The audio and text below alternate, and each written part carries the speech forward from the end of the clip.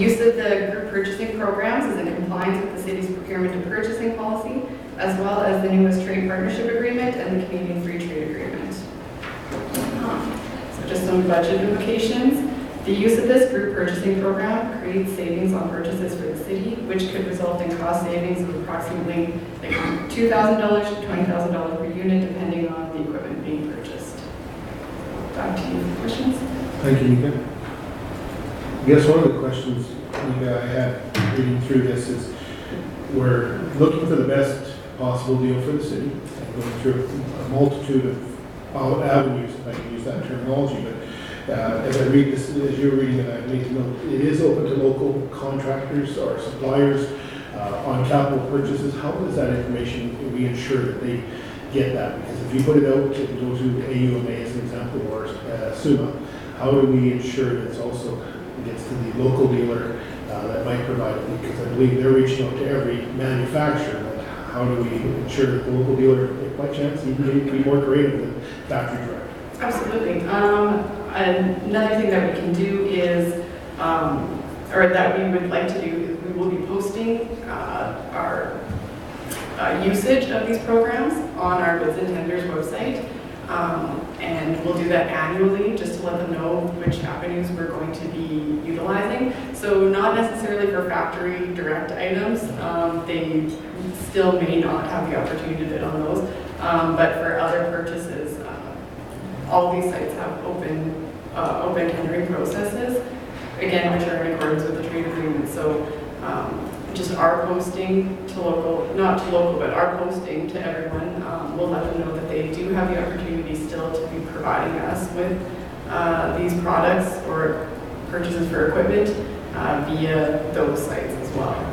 Okay, I think that's the important thing, is that local businesses may represent international or national interests, and be the factory certainly in the way of equipment and things like that, just to ensure that they have that opportunity if they think that they're not getting their opportunity at it. Because if they pay taxes in the city, I'm sure they would have the opportunity to ensure some of the tax money does come back to their business, which I appreciate at the best. Same token, I think we also have to argue that if we're out purchasing something, the taxpayers, in the general sense, want the best deal that we can get the city to ensure we get the best value for tax money across the board.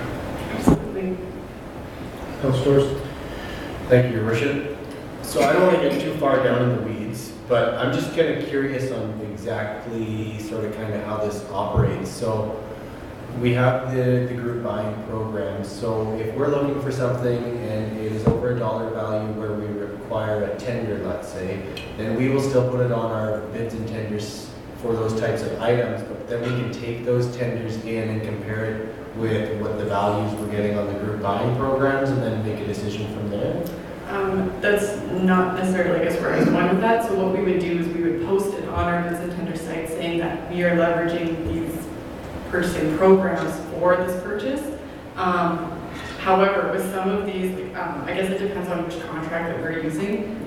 We can, I'm going to take this government fleet program as an example. So what we can do is we can still tender it out and we can compare pricing for what we have. That contract we're not held to until we actually make a call-up bid or place an order for a vehicle. So in that instance, we can still tender it out, get prices back, compare, and go whichever avenue we want. But our point or our goal of posting it on bids and tenders is just making the public aware and being transparent that we are purchasing through a purchasing group. Okay. Thank you. Yeah, I can understand, a lot of value in these purchasing programs when we talk about things that I'll call commodities, where you can't really tell the difference, or it's the exact same product that you're going to be getting from a local vendor versus someone else. So if you're talking about fuel, for example, even though we just went through that process, but if you're talking about fuel and you can get it through this, fuel is fuel is fuel from all these different vendors. So I could see how that works. But when you need specific items, would we still be potentially going through this type of program? So let's say we're on to IT or something and we need a server XT1000, you would then be always going through an open tender, even if you can get them through the program? I'm not sure if I 100% understand the question, I don't know if I asked it very well. but I guess I'm going to go back to my example just because I can speak to it. So on a custom piece for fleet, you know, where you're not able to compare apples to apples as easily. I guess through these buying programs, they've already done their open tender process. Right. And with the information that they're providing us, we're able to compare the vehicles more easily. They've already done their specs, their safety ratings, all of that stuff. So in that case, it's easier for us to select on that end. As for if we were to set out a tender, we can ask for certain things, but people don't necessarily bid on the same specs that we're given. They could give, Right. Yeah, I understand what you're saying. It's like the actual tender proposal could be slightly different from what our request was. absolutely, yeah. Okay. I think they're good programs, and I think, you know, there's a lot of value in using them. I know AUMAs specifically, because I've talked to people about it. They're using the purchasing power of Alberta Health Services and the entire Alberta government in terms of where they're getting their value and discount from. So we're talking about an organization that spends billions of dollars one way or another, and you're getting their pricing by signing into that. So, you know, obviously there's going to be some value in doing things like that. But at the same time, all of these things have to be done in balance. So long as we're still, you know, acknowledging that there's still opportunities for local vendors to A, get onto these lists, B, still some opportunities for local vendors to bid on certain things. I think, you know, if we find the right balance, we're in a good place. That's not, you know, that's a subjective number kind of thing, but I think I'm okay with where we're at right now, moving towards this. So, thank you, Richard. I guess the question I think in the back of what Jonathan was asking was that because we do procurement, that doesn't preclude anybody locally to put a bid in or a tender on it. Yeah, absolutely. Okay. Anyone is able to purchase or procure or bid through those different systems. I know some local businesses already are members, or they hold a contract with those purchasing programs. But I think it will be important to get the word out there and making sure that we are letting them know that that's what we do. And this, I guess right now our goal is not to be using these purchasing groups for every purchase. It is a select few right now, but we're going to be doing our research and due diligence to make sure we're checking around. So if my company is not on that list of procurement agencies that we've listed here, can I still bid? Or the only way I can bid is by being on one of those agencies? Yeah, well, so for, I guess, probably not this fiscal year, but for next year when we're posting, when we post annually, we'll let businesses know that this is where we're going to be purchasing, so they can look into bidding on those purchasing groups. And then I guess back to Jonathan's question, if the contract does allow us to post or to publicly tender, we can still publicly tender and allow those businesses to bid as well, but I haven't researched enough into each contract to see if we're allowed to compare those bids that way. Because I think certainly the discussion for our standpoint is that, you know, if there's an opportunity for local business people, you know, to be competitive and be part of the business that we do, that's kind of, you know, one of the things that we try to do, and not just restrict everything to localness. So, but the challenge would be then for them to be involved on a grander scale. And I'm just thinking that some of the smaller businesses may not actually have the capacity to get on there and tender for Alberta Health Services at that level. So it's a bit of a, you know, the smaller businesses certainly won't have as much opportunity, or may not want that opportunity relative to the procurement process. I think we're seeing that in a way already, and I can't exactly speak to it. I haven't been here long enough, but for certain purchases that where we are tendering it out, we're finding local people or local businesses aren't being able to compete with those bigger city center bids anyways. So by leveraging these programs, we're just hoping to get the best price. I guess on more of a wider based. And I guess some of the equipment I think about, and I'll use a street sweeper, I'm not aware of anyone that directly retails street sweepers in our city, whereas we did go to bid and we purchased street sweepers last year. That from the perspective, this may even enhance that purchasing power, because when that group's already pre-qualified everyone, we might be able to get a better buy when we went out and bought 3 street sweepers than we did last year. It's one of the things. And I think that the important thing that I want to make sure that the community knows that we're going to continue to buy shovels, we're going to continue to buy plywood, and the items, paint, and things that we know we can buy in the city. And our teams do it every day at the administration. And I think when we start to deal with those bigger ticket items, and specifically something on wheels, it's going to involve ensuring that we get the best bang for the dollar. Any other questions? Councilor Baker. Just to sum this whole thing up, bottom line, everybody has a fair chance. I believe that we're not quite there absolutely yet, but we will get there as we bid this, as we go through. But maybe administration to elaborate a little bit more on that.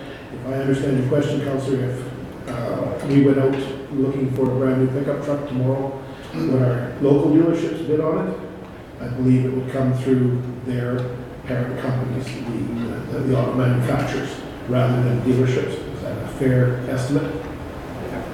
Amazon has taken over the market, you know. It is. So I think it's important that everybody get a chance. Yeah. May the best person win, but everybody should have a chance. Thanks. Point well taken, Councilor, and I think that's why. Just want to make sure Yeah. it's clear. And I think that this is going to be, if I can use the word, evolve a little bit, as Mika mentioned, as we go through this 1 year, come next year, and we talk to our local businesses, if we can always go back, that's the time, if this isn't working, but it'd be intention. And I think it's important that our taxpayers know that we're getting the best value for the dollar, and I don't think any one of the businesses that supply this city would want it any different. But if you don't bid, you don't know if you're low. That's true, absolutely.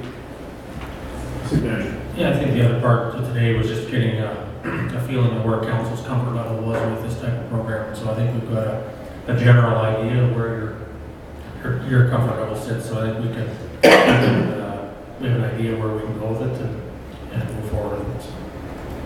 Great. Any other questions? Thank you very much, Mika. Thank you. Moving on to 4.3, City Manager.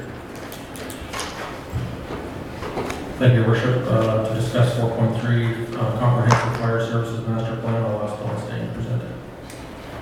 Thank you, City Manager. Before you, we have the Comprehensive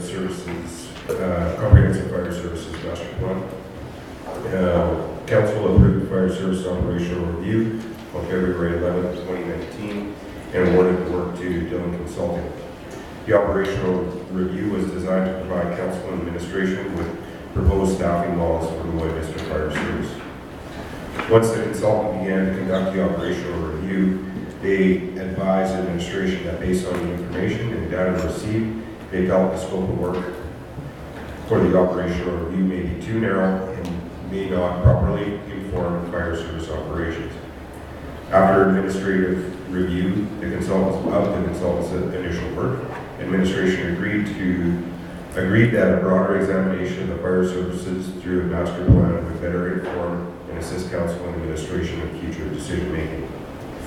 The work done to date by the consultant would be used as part of the master plan, which would look at providing opportunities to focus on a more holistic approach to fire service delivery through public education, prevention, training, department administration, fleet facilities, and communications and technology. With the broader examination, the city would then be better able to focus its efforts on the development of fire service organizational and operational structure that better meets the community's future needs and council's strategic priorities. Administration had recognized the need to complete a master plan at some time in the future, however, based on its emerging needs, determined initially that the fire services operational review would be sufficient to inform decisions relating to and determining appropriate levels of fire staffing models. After the commencement of the fire services operational review, it became apparent that the work being completed would have to be repeated or would provide a partial evaluation of the fire services. Any model that determines staffing needs to be properly informed and reflect what it is that the fire services would focus its efforts on. Just a quick overview of the revised scope that administration is looking to incorporate. That this master plan leads to the development of an effective plan for delivery of fire protective services, typically for a 10-year planning horizon. For review and approval by council and implementation by the appropriate municipal staff. The goal of the fire service master plan is to act as a strategic blueprint for fire protective services that addresses local needs and circumstances based upon the cost that a community can afford. Developing a fire master plan assesses the city's compliance with the current legislative requirements and supports due diligence on behalf of the municipality. Based on our observations, this would be beneficial for the city of Lloydminster and its fire department. It provides a strategic framework and relies on evidence-based analysis to assist council in making decisions regarding the provisions of fire protection services. It considers fire risk within the city, both in existing and future conditions, including consideration of the nature and location of community growth and development. Comprehensive fire master plan would take into account the community's fire protection services. This will require a thorough review and analysis of the following elements of the Lloydminster Department. So administrative and department structure, applicable legislation, municipal bylaws, industry best practices, fire prevention, public education, training, professional development, emergency response to fire suppression services, department benchmarks and service levels, facilities, apparatus and equipment, and communications and technology. You have several options in front of you, council. One is to widen the scope of the fire service operational review to allow for the completion of the comprehensive fire master plan, which will provide a wide range of review of the Lloydminster Fire Services to better inform future service operations and provide additional opportunity to better formulate future Lloydminster Fire Services to meet the needs of the community and strategic priorities of council, or to complete the current operational review and at some time in the future complete a fire service master plan. The initial cost of our fire services operational review was budgeted for $50,000 and awarded at $29,438. The initial cost to increase the scope of work to a comprehensive fire services master plan would be an additional $60,432 for a total project cost of $109,870, with the additional funds being reallocated from project capital savings. I'll pass it back to you, Your Worship, for any questions. Thank you, Executive Manager Singh. Questions, Councilor Torsi? Thank you, Your Worship. So on this item, I just have a few questions, and sure they're kind of leading, but at the same time, so I understand that we made the decision to do the operational review based on the circumstances of the day, and that was the approach we took. That's fine. I'm not faulting anyone for that. The question is, though, if we were to tender out this project all over again, do we believe that the first $49,000 that we awarded there, would we basically be losing that if you ended up re-tendering it out and going to a different consultant? And I'm just saying so that all consultants have a fair bid of the total project rather than a rather large scope change, which more than doubles the scope of the project. Yeah, thank you, Councillor. I'll reiterate with a couple points. With the operational review as part of the RFP,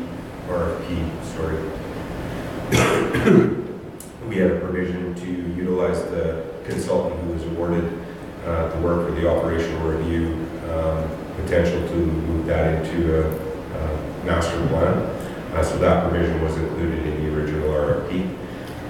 Secondly, I believe that the $49,000 that's already been awarded would be utilized better if we were to move to an operational or fire services master plan now, utilizing that budget to complete it. I feel the price that's being given is very competitive around what it would take if we were to complete this project and then start a fire services master plan. There would be some overlap, but I don't believe there would be a savings in cost. I think the operational or the fire master plan would be around that 190 and probably anywhere from 90 to 100,000. So I just want to make sure I'm clear so that I'm leading you to ask. So Yeah. would we spend, if we re-tendered this out, we would probably be spending $90,000 more dollars rather than if we continue down this process spending $60,000 more dollars, or around those kind of areas. If we completed the path we were on and doing the operational review and got a report and then went to a fire services master plan, yes, we would be in addition. Thank you. At the end of the day, the way I see this is, everything I've been told and understand at this point makes a lot of sense. I can understand the difficulty of doing an operational review when you have to look at the entire fire service as a whole, the level of service, what's expected, what kind of assets do you have, what do you need to do from a capital point of view, what's your building code within this. Like, there's so much that goes into, from what I understand, this master plan, that I don't know if we can just take this one part or piece of it and get anything of significant value that you won't have to recreate anyways if you do the master plan. So I understand the approach that we're taking, and it makes a lot of sense to me. Thank you. Just to provide some additional comment, my understanding is we can complete the operational review and get a staffing model and then do a fire services master plan from there. My understanding is, looking at it from a holistic perspective, that staffing model more than likely would change once the master plan was completed. So it makes more sense to look at it holistically now than in a smaller context. Now, there was lots of factors that were affecting our decision making when we chose to go with the fire operational review. I think based on the time, project scope that has been provided by the consultant, we can manage those relatively well with minimal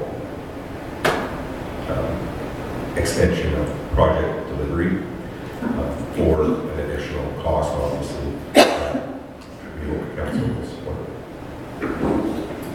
Yeah, well, I guess. Certainly. Thank you. So at the end of the day, yeah, to me, this is it's a matter of timing. It's something that we have to get done, and we knew that we were going to do at some point. It just changes where it ends up in the timeline. And the reality is, if we do this now, it's the difference between spending $90,000 down the road or spending $60,000 now. So, sure. Thank you. We can't make a decision at this meeting, but I understand why you would make that suggestion. Councillor Buckingham. Thank you, Worship. I commend them for giving us this wonderfully detailed breakdown of future expenses that we're going to receive for $60,000. My question is on the the highest single budget line item that is in this additional scope change of $13,355, which is noted for preliminary findings meetings and council workshop. So that's going to be including them traveling out here and all of that stuff. I just have to ask, in the world of technology, is it necessary for them to spend 14 grand coming back here to tell us this? Whether we could conference it, Skype it, whatever the case may be, it seems excessive to me.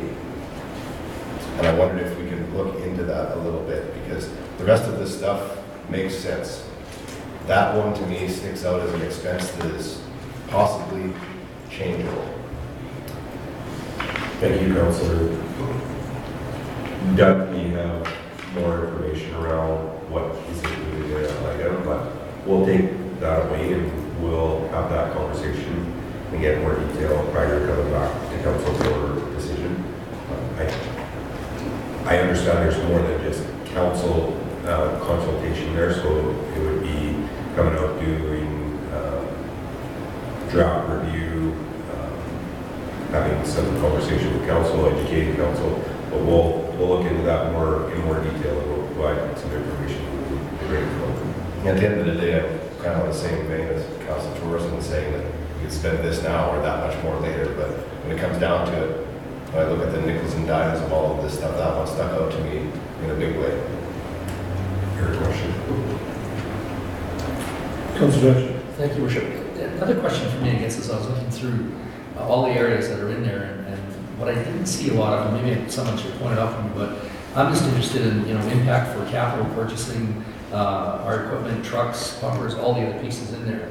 So is there a heading in there that would tell us that within 5 years you're going to need equipment X, Y, and Z, or we're well stocked or not stocked, or?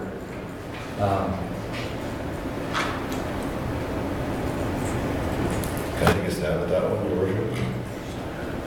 Because I don't see it in the tables anywhere, so unless someone sees it somewhere. Certainly, Councillor. If you're talking about equipment and these types of things, it comes a lot of the NFPA standard. It tells you what you need for how much you need, and those things aren't going to be something that, I'm guessing at this, somewhat educated, they're not going to come to you with that stuff. They're going to say what our current things are, but it's going to fall back to the NFPA standard of a truck being obsolete, out of service at this date, and so on and so forth, if that's what you were asking. Yeah, I guess the reason I'm asking is that we talked about, where we should have location of the next, fire unit, if you like, for lack of a better word. And so as I'm looking for that piece in this report, I'm not sure it's jumping in. So obviously, if we have a different location, there's, if we're looking at equipment that might serve the airport as well as some other parts of it, is there a piece of equipment for the airport? I guess I'm trying to see how far out this will go relative to kind of recommendations along those lines. We've had this discussion. So. Thank you. And maybe it doesn't, just trying to see where it would show up in areas. So. Yeah, city manager put it out, I think I read it earlier, it wasn't clicking, but under the revised scope, we do talk about the require a thorough review and analysis of the following elements: facilities, apparatus, and equipment is one of those. We can definitely look at how that impacts our regional airport as part of that process. I'm not sure it was something we identified right up front, but that's definitely something we can evaluate through the process. I guess the other part is really even an asset management plan. We talk about facilities and all other equipment, sort of scoping it out as we're looking at budgets over 5 to 10 years.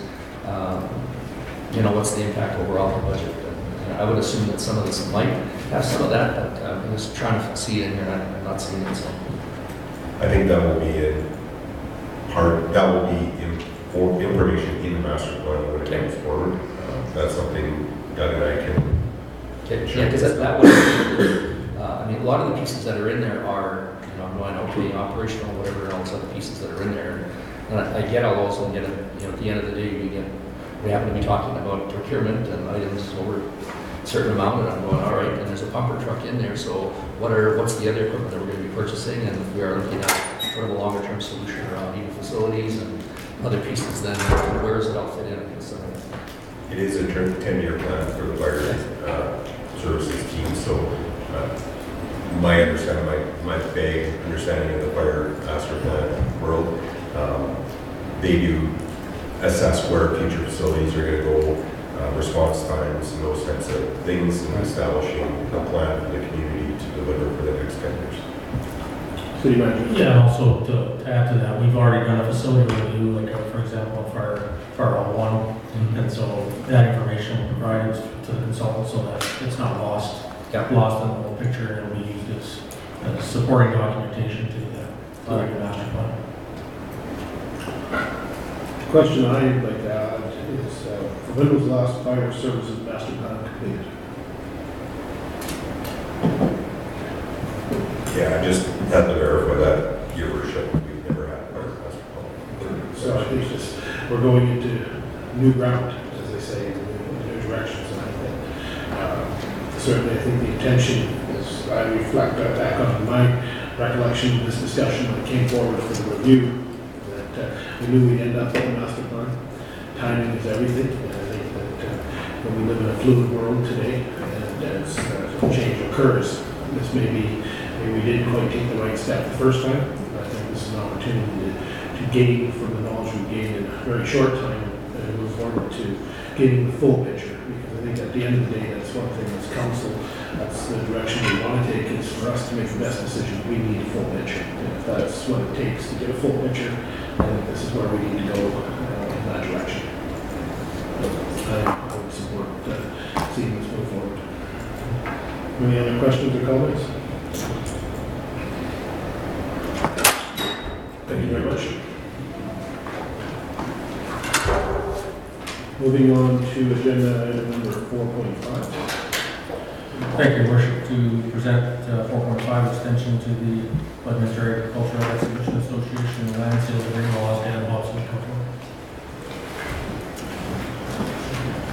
Good afternoon, Your Worship and Council. Good afternoon. Here today seeking your feedback from the attached letter from the Exhibition Association. As you'll recall, last year on September, we entered into a land sales agreement with the Exhibition Association. One of the conditions of that agreement was that they receive funding through the grant application, CFP there, the Acrony's Community Facility Enhancement Program large funding stream, and they would receive that honor before April 1st of 2019. Unfortunately, they have not received that funding to date, and in the attached letter, they are requesting that we extend the condition in the land sales agreement for a year while they reapply to that grant as well as some other grants.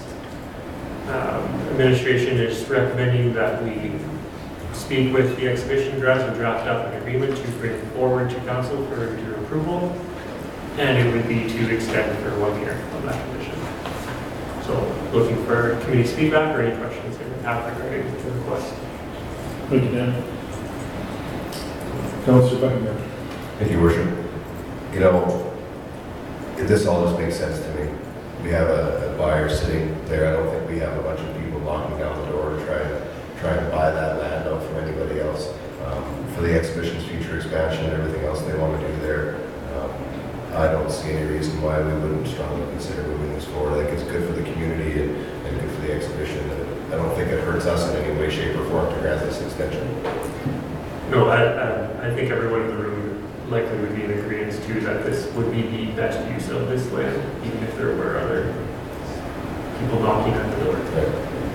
No, I think I'm certainly in favor of it. So if I can add a little bit from the discussions I've had with the Lloyd Agricultural Exhibition Association Board of Directors and Management, once our deal expired, which we had passed as a council table, then for them to reapply, they need a valid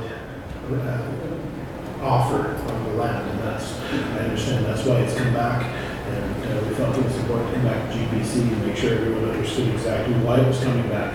Is because the deal, in essence, because the grant money was not approved as planned, as they had hoped, that basically our deal fell through. Would be the term I use in the land business. I'm not the executive manager saying, correct me if I'm wrong, but it expired. I believe it was the offer that they had made. So it needs to come back to council for that direction to re-enter. The same, I believe that was the intention, and they've asked for the same arrangement that they made the offer, and we looked at the same conditions that we had put on them before. Yeah, and you don't mind. None of the conditions of the sale have changed. Their application through their initial grant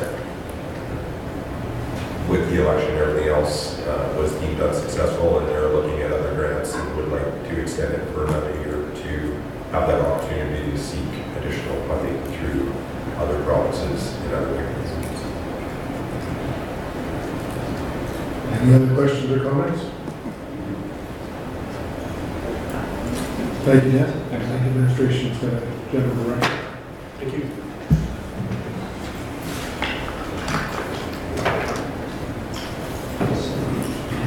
Moving on to, I guess that's everything on the agenda at this time. I'll look to administration to see if there's any inquiries from the media. No media here. Any inquiries from the media? Sorry, Your Worship, All right. Then I would ask for direction from the committee for a recess. Motion to recess. Councillor Diachak, seconded. Yeah. Councillor Monroe. All in favor? Opposed? Carried.